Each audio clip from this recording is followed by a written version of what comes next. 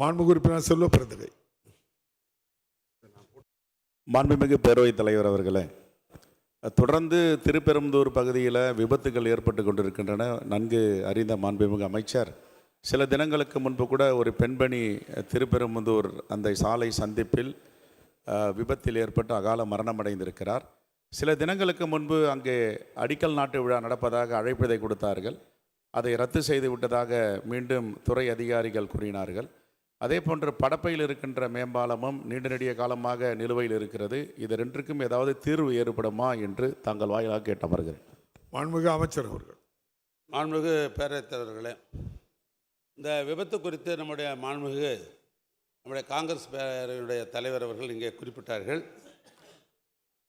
அது ரத்து செய்யப்பட்டதாக ஒரு தகவல் சொல்கிறார். என்னுடைய கவனத்திற்கு அது வரவில்லை. இவர் இந்த கேள்வியை அது என்னுடைய கவனத்தில் எடுத்துக்கொண்டு துறை சார்பாக அழைத்து பேசி இந்த விபத்தை குறைக்கணும் என்பதிலே தமிழ்நாட்டு அரசிற்கு முன்னுரிமை அளித்து தான் நாங்கள் அந்த பணிகள் ஈடுபடுகிறோம். இது பிளாக் ஸ்பாட்டாக இருந்தாலும் சரி, ஹாட் ஸ்பாட்டாக இருந்தாலும் சரி, இது போன்ற சந்திப்புகளை மேம்படுத்துவதில் என்பது அடிப்படையில் இந்த ஆண்டு கூட அது அறிவிப்பு வர இருக்கிறது, எந்தெந்த இடங்கள் என்பது. அதில் இந்த இடத்தையும் நான் அதை சேர்த்துக்கொள்கிறேன். ஒன்று. அடுத்தது, இந்த படப்பை பாலம் என்பது அது உண்மைதான். அது ஏற்கனவே ரோடே ரொம்ப குறுகலான ரோடு, சர்வீஸ் ரோடே போடாத அளவுக்கு ஒரு இடத்துல அந்த மேம்பாலத்தை அமைக்கிறதுக்கு சென்ற அரசாங்கம் முயற்சி செய்திருக்கிறது.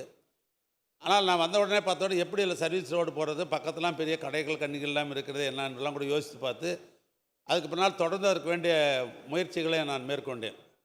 இன்னும் சொல்ல போனால் அந்த பாலத்தில் அவருடைய தொகுதியாக இருந்தாலும் அது அதிகமாக பயன்படுத்தலே நானும் ஒருவன். ஏன்னா எங்கள் ஊர்லேருந்து வந்தால் காஞ்சிபுரத்துலேருந்து அந்த வழியாக தான் நானே சென்னைக்கு வர வேண்டிய ஒரு நிலை. நான் சென்ற வாரம் கூட வந்தேன்.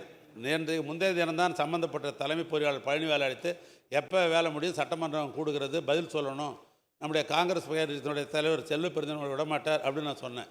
அவர் சொன்னார், இந்த மாதத்துக்குள்ளே முடிந்துவிட நினைக்கிறேன், 60 நாளில் அதை முடித்து அது திறப்பதற்கு வேண்டிய ஏற்பாடு செய்யப்படும்.